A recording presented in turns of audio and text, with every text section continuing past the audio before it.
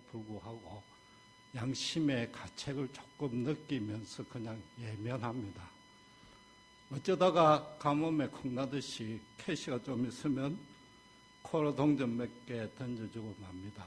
반면에 오늘 본문의 베드로와 요한은 제9시 요즘으로 오후 3시에 성전에 기도하러 올라가면서 안전뱅이 거린을 만나고 예수님의 이름으로 완벽하게 치유해 주었습니다. 물론 당시로서는 이 십자가 복음이 천하에 빨리 전파되어야 되고 기독교가 견고하게 세워져야 하기 때문에 그런 하나님의 특별한 뜻과 계획이 있었기 때문에 성령의 권능이 지금과는 비교할 수 없을 정도로 강력하게 역사했던 것은 사실입니다.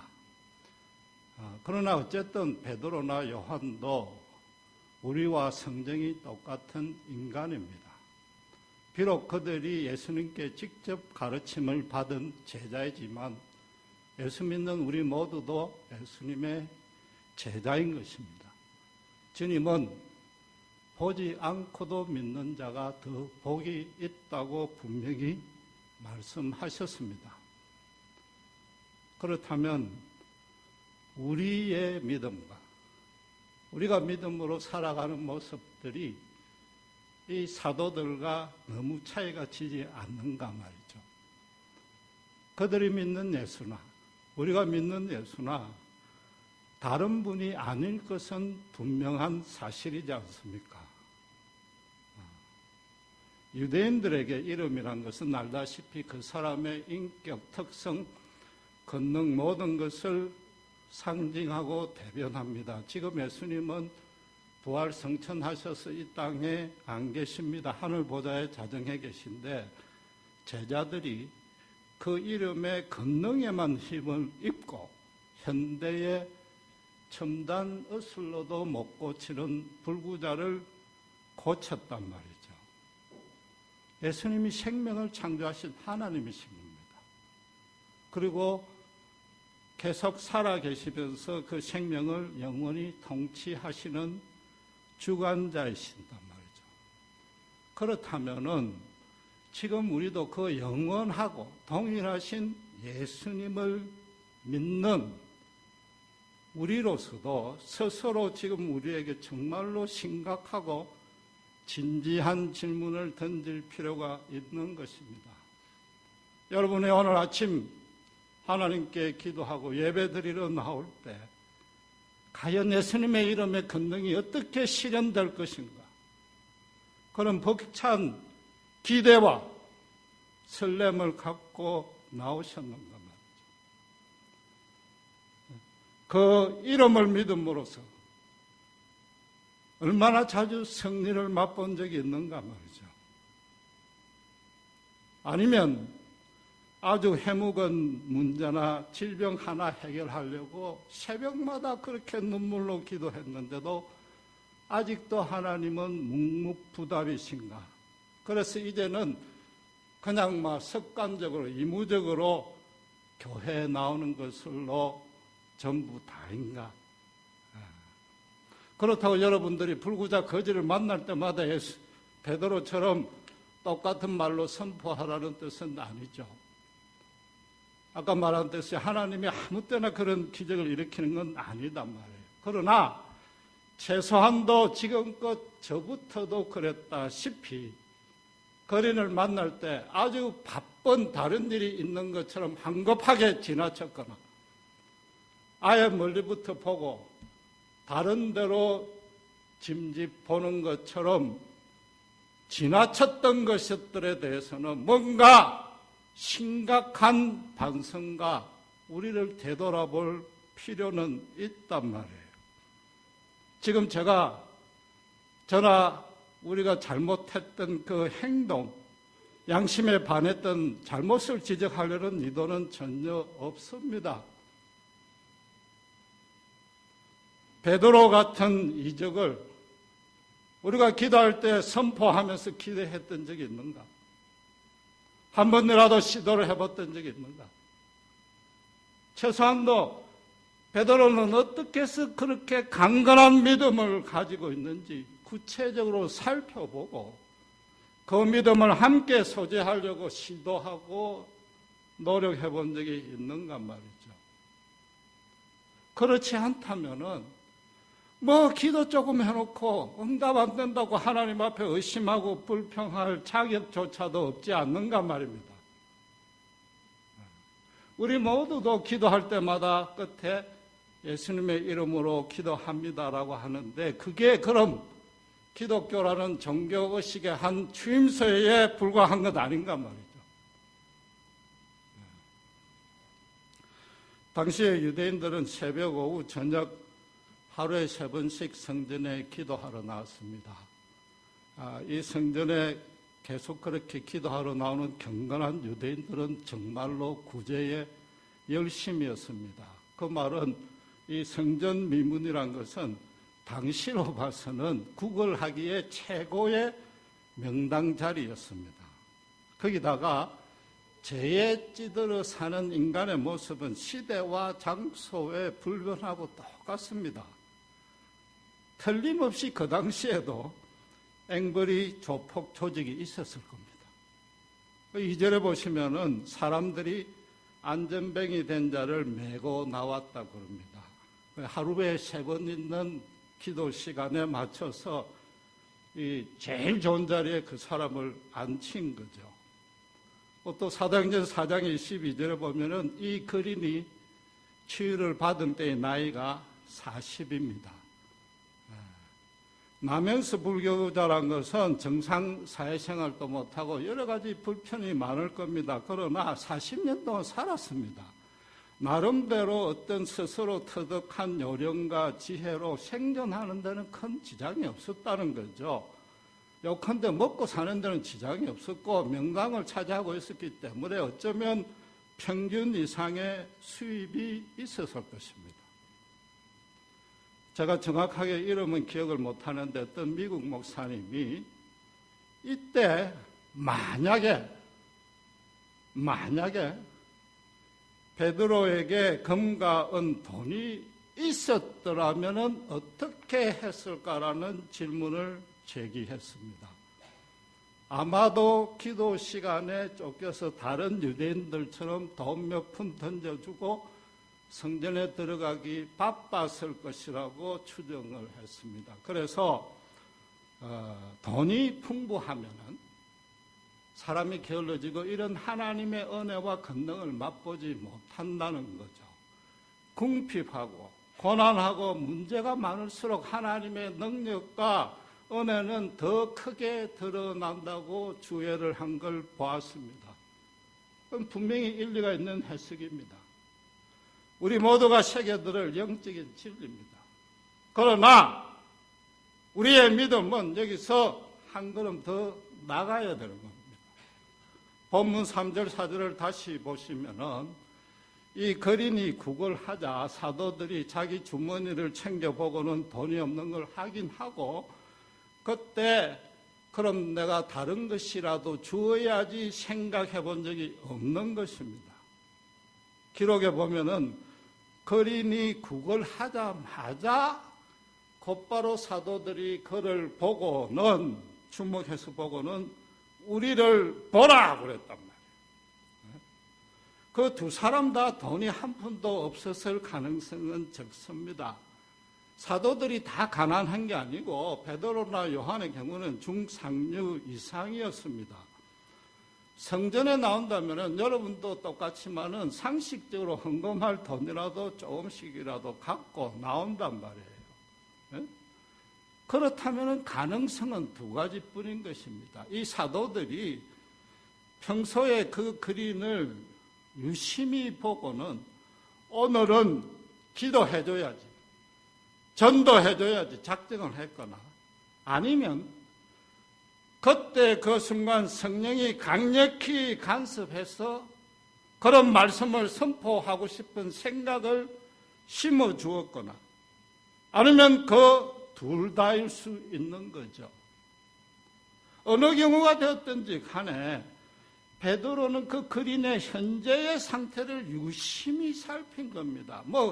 사실은 관찰할 필요도 없이 그냥 보기만 하도 아는 거죠. 그 거지에게 지금 가장 절실한 것이 무엇인지 그걸 알았기 때문에 그것부터 주려한 것입니다.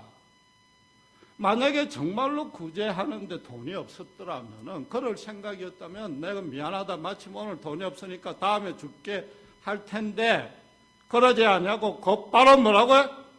예수의 이름으로 일어나 걸어라! 은과 금이 그 거린에게 꼭 필요하지 않다는 거죠. 그 없어도 어려운 것, 안 될 것 없다는 뜻인 거죠. 그렇다고 해서 단순히 평생 소원인 불구만 치료한 것은 아닙니다. 나면서 불구자로서는 당시 유대 사회에서는 그 여호와 거룩한 공동체의 일원이 될 수가 없었습니다. 들어올 자격도 없었단 말이죠. 쉽게 말해서 하나님의 저주를 받아서 하나님의 구원 밖에 있는 자로 취급당했단 말입니다. 현실적으로 말하면 성전의 예배는 평생 가도 한 번 드릴 수가 없는 그런 상태단 말이에요. 물론 레위기 21장 모세의 율법에 따르면은 아론의 후손 제사장들만 불구자를 세우면 안 된다고 그랬습니다. 하나님은 불구자를 차별한 적이 없습니다. 그러나 요한복음 9장 2절에 보면 여러분 알다시피 나면서 장님을 보고 제자들마저도 저 사람이 저렇게 된 것이 하나님의 아버지의 죄입니까? 부모의 죄입니까? 본인의 죄입니까? 라고 물었단 말이에요. 이미 죄인 취급하고 부정한 자로 취급했단 말이에요. 하나님은 사람으로 차별하지 않는데 인간이 이 정결한 틀을 만들어가지고 완전히 차별하고 있었단 말이에요. 어쨌든 그런지 간에 이 거린의 평생이고 유일한 소망이 호의호식하는 게 절대 아니었단 말이에요. 그냥 일어나 걷는 정도도 아니고, 그래서 정상적인 직장을 갖고 생활에 불편이 없는 그 상태만을 소원한 게 아니고, 그 본인의 진짜 소망은 나는 언제 하나님의 거룩한 예배 공동체의 일원이 되느냐, 함께 모여 예배 한번 드리고 싶다, 그게 소원이었단 말이죠. 나이가 40이면은 당시 수명으로 보면 굉장히 많이 살은 셈입니다. 그러다가 40이란 성경이 말하는 완전 숫자에 따르면 그 의미를 살피자면 사실은 인생을 살 만큼 살아서 완전히 달관했다는 거죠. 그런데 그에게 오직 하나 풀지 못한 숙제가 있단 말이에요. Why me? 왜 나는 하나님의 자녀가 될 수 없습니까? 왜 하나님 나를 나면서부터 예면하시고 저주하신 이유가 대체 뭡니까? 그 이유를 묻고 또 묻고 울부짖었단 말이에요. 유대 종교 지도자한테 물어보니까 아무도 시원하게 가르쳐주지 아니해. 그러니까 자신이 하나님의 눈밖에 난 이유도 모른 채 그냥 죽어야 될 판이었죠. 소망이 적은 게 아니라 0%의 소망이었는데 단순간에 100%의 희망으로 완전히 뒤집어진 겁니다. 그러니까 이 병자가 치유되자마자 한 일이 무엇입니까? 사도들을 집에다 모시고 잔치하고 감사한 게 아니고 8절에 보신 대로 사도들과 함께 성전으로 뛰어들어가서 할렐루야! 할렐루야! 하나님을 찬미하고 큰 소리로 외쳤단 말입니다. 40평생의 가슴을 짓누르고 있던 게 완전히 뻥 뚫린 것입니다. 그 사람이 무슨 현실 생활이 어렵고 고달퍼서 힘에 눌린 게 아니었단 말이에요. 나누면서 안전병이란 것은, 그걸 고치는 것은 지금도 꿈도 꾸지 못하는 일 아닙니까? 이 거린이 개인적으로 여호와 하나님을 어떻게 알고 믿었는지 성경의 기록은 없지만은 어떻게 하면 예배 공동체에 들어갈까? 인간 사회에서 인간 취급 못 당하는 것은 벌써 이력이 났습니다. 거기다가 경건한 유대인들, 제사장들 보니까 오히려 뒤로 구리고 뒤로 허박씩 까기는 마찬가지더라는 거죠. 그들의 인간됨도 내와 따져보니까 별로 나을 거 없더란 말이에요. 그러나 그들은 잘못한 거 있으면 하나님께 속죄제를 드리고 용서받고 성도들끼리 모여서 서로 위로하고 격려를 하더란 말이에요. 대신에 자기는 인간 사회는 물론 하나님께 나아가는 문마저 완전히 닫혀버린 거죠. 완전 절망인 거죠. 희망이라고는 단 하나 없는 거죠. 그건 죽은 거죠. 죽지 못해서 겨우 목숨만 연명하는 것 불과한 거죠. 생존만 하는 거죠. 인간이 하나님께 나아 예배드리고 함께 기도하고 함께 서로 힘을 잡고 손을 잡고 일어서지 아니하면은 짐승의 탈을 인간의 탈을 쓴 짐승에 불과하다는 걸 이 사람만큼 절감했던 사람은 없단 말입니다. 대제사장이나 제사장들 바리새인들은 여호와 하나님을 가장 열심히 믿었습니다. 제사 드리고 모세오경 순종하고 수백 개의 장로의 유전들도 엄격하게 지켰습니다. 사람들 사이에 경건하다고 칭찬받았습니다. 쉽게 말해서 하나님 천국 문 앞에 가장 가까이 선 자로 인정을 받았던 자들입니다. 그러니까 그들이 오매 가매 돈을 자주 많이 던져 주었습니다. 그러나 그들 모두는 단 한 번도 이 사람의 심령 깊숙이 숨겨져 있는 절망에 대해서 묻지도 않았고 알려고도 하지 않았고 관심조차 갖지 않더란 말이죠. 그런데 얼마 전부터 신기하고 이상한 소문이 돌기 시작했습니다. 나사렛에서 예수라는 한 젊은 랍비가 나타나서 여러 이적도 베풀고 섬겼는데 대제사장과 종교당국과 정치당국 로마에 미움을 사서 골고다에서 십자가에 처형을 당했는데 3일 만에 부활했다는 거예요. 그리고 그들의 제자들이 생명의 부활의 도를 전파하고 다닌다는 소문을 들었습니다.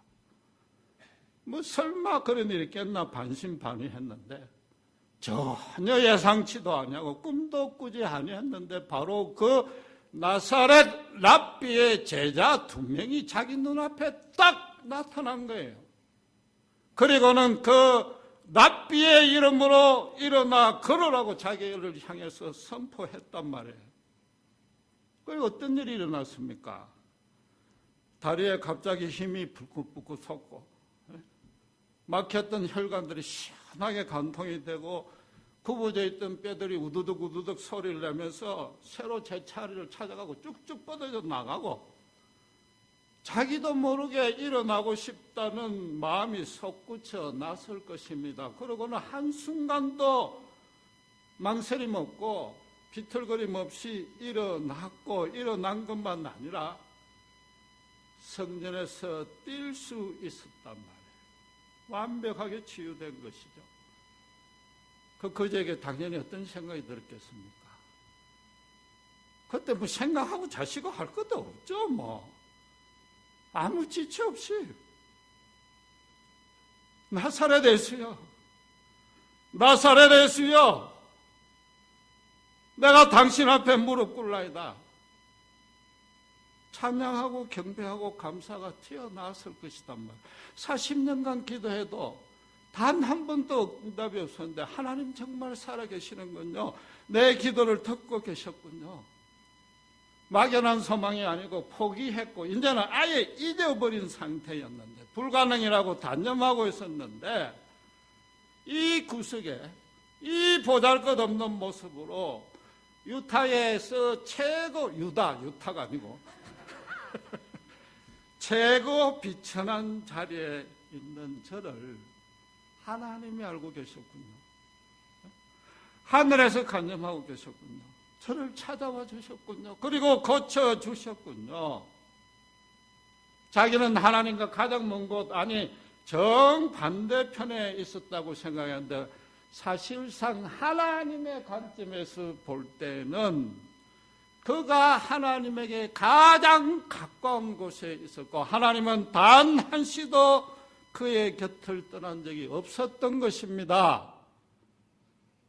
나사렛에서의 소문이 픽션이 아니요, 절대적인 진리요 사실임을 알게 된 것입니다.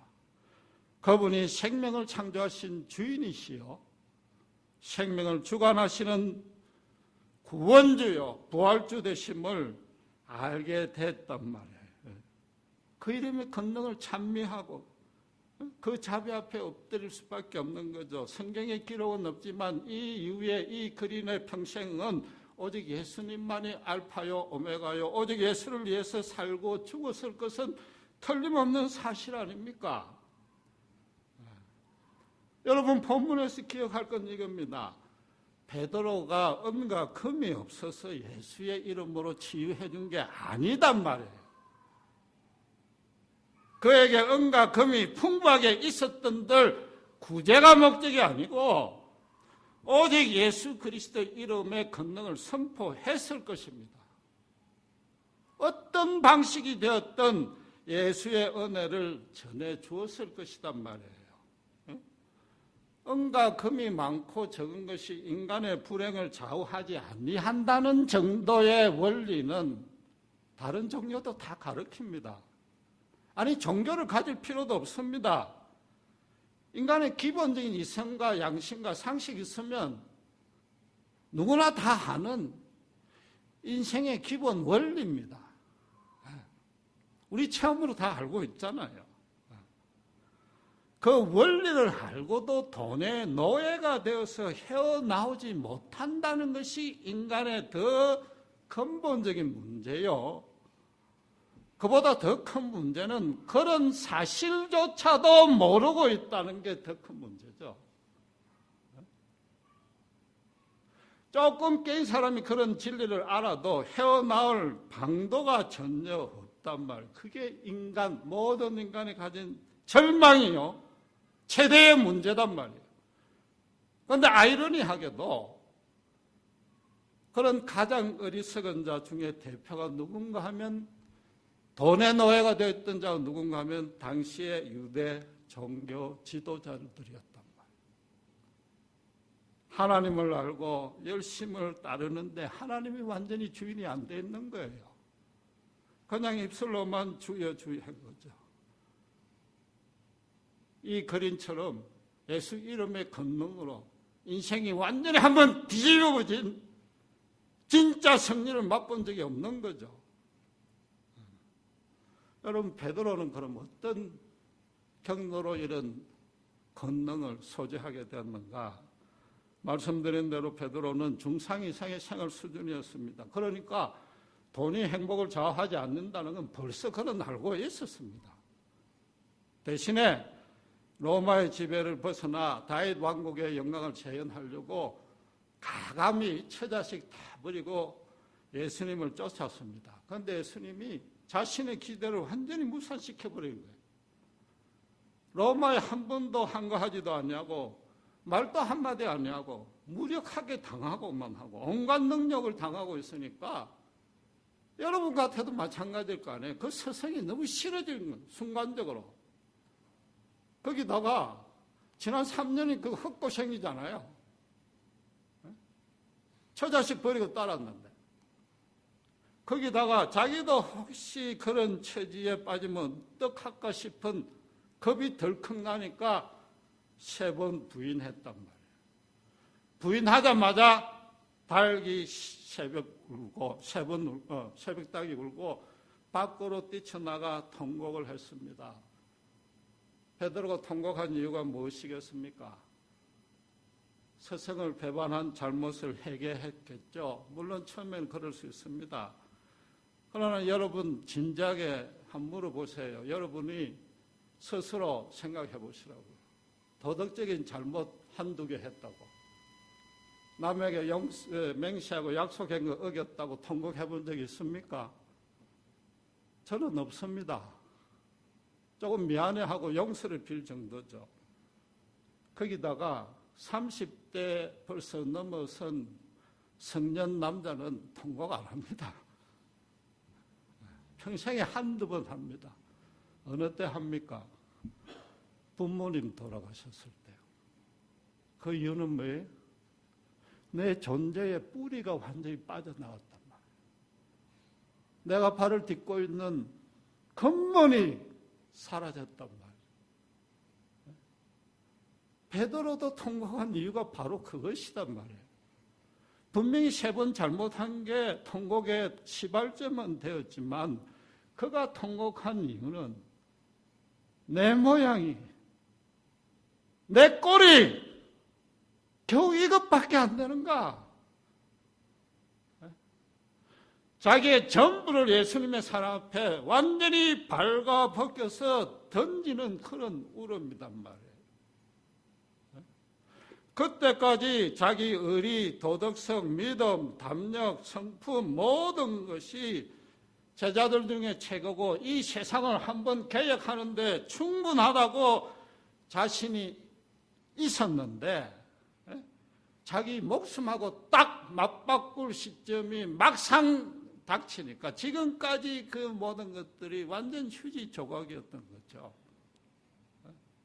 세상에서 평생 쌓아온 도덕이니 종교니 교육이니 그 모든 것들을 그걸로 내 자아를 치장하고 남 앞에 이장하고 가식 들고 했던 것이 완전히 산산조각 부서지는 소리가 그의 통곡이단 말이에요. 자기 전부가 무너져, 아버지가 돌아가실 때처럼 내 전부가 무너져 내리는 울음이었단 말이에요.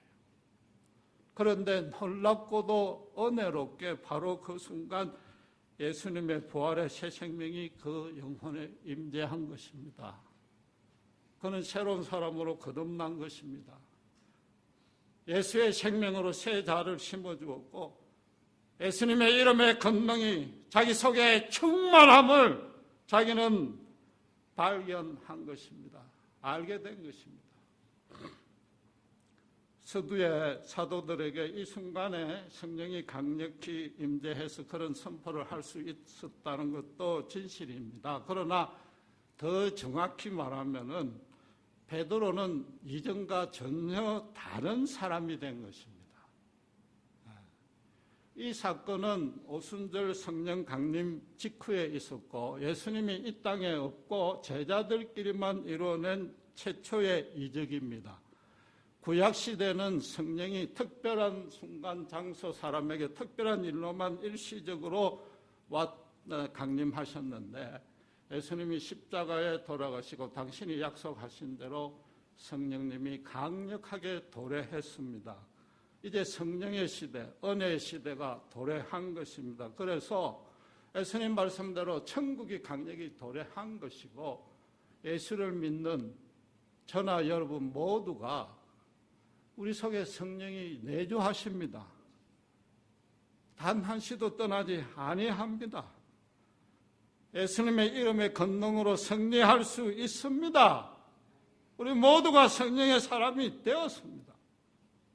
예수님이 베드로를 맨 먼저 택해가 제자로 삼을 때 뭐라고 약속하셨습니까? 사람을 낚는 어부가 되게 하리라. 이때 비로소 베드로에게 그 약속이 실현된 것입니다. 성령의 사람이 됐다고 해서 기도할 때마다 응답이 되고 이적이 일어난다는 뜻이 아니라 베드로처럼 변한 거죠. 돈이 있고 없고 상관없이 그 사람이 가진 권력, 지성, 예모, 집안 그런 거 아무 상관없이 그 속에 예수가 살아있느냐 없느냐 오직 그것만으로 사람을 판단하는 그런 사람이 되었단 말이에요. 아무리 세상에서 형통해도 예수를 모르면 그건 가장 큰 실패요. 실패를 넘어서 죽음이요.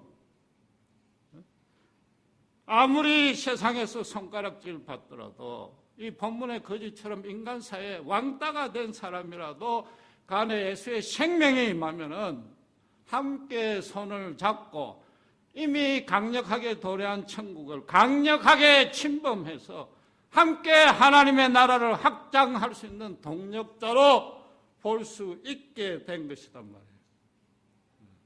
그게 성령의 사람이요 여러분과 저의 예수 믿은 후의 모습인 것입니다. 오늘 이 교회가 주님의 귀하신 뜻 가운데 새로운 목사님을 모시고 새로운 출발을 합니다. 정말 하나님께 영광을 돌리고 진심으로 축하합니다. 우리 안 목사님 젊고 또 새로 참 담임하시고 해서 의욕이 넘쳐 많은 프로그램 사역 시작할 겁니다.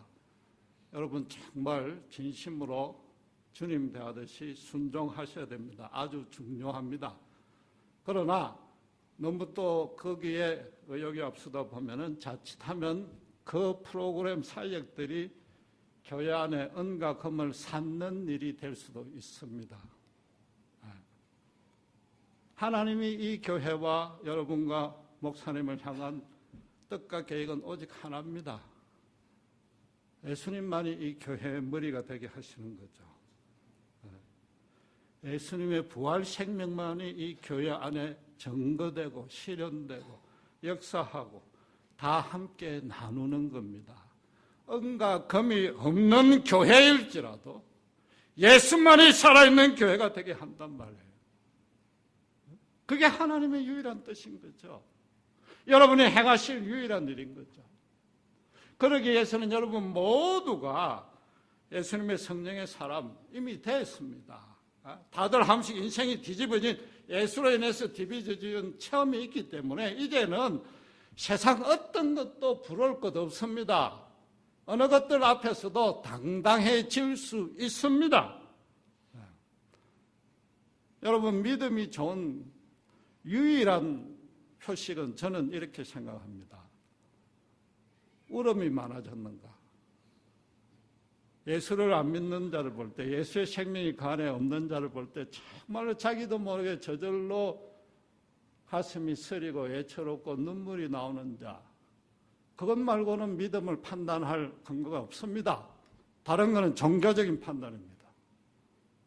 숫자에 상관없이 단 한 명이라도 그런 눈물이 많은 자가 되는 교회가 되기를 바랍니다. 베드로처럼 세상을 향해서 자기가 세상에서만 살아왔던 그것들을 가지고 세상을 이겨볼기라고 했던 잘못된 자신감이 혹시라도 조금이라도 남아있다면 철저하게 부셔야 됩니다. 대신에 예수 이름의 권능에 힘입어서 성령 안에서 오직 복음 안에 있기 때문에 당신의 외아들까지 주신 하나님이 더 좋은 것으로 다른 모든 것으로 주시지 않겠느냐? 무엇을 염려할 것이냐?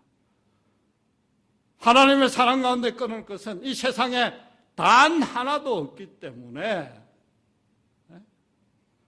새로 바뀐 베드로와 같은 자신감을 갖는 여러분 모두와 목사님과 교회가 되기를 주님의 이름으로 축원합니다.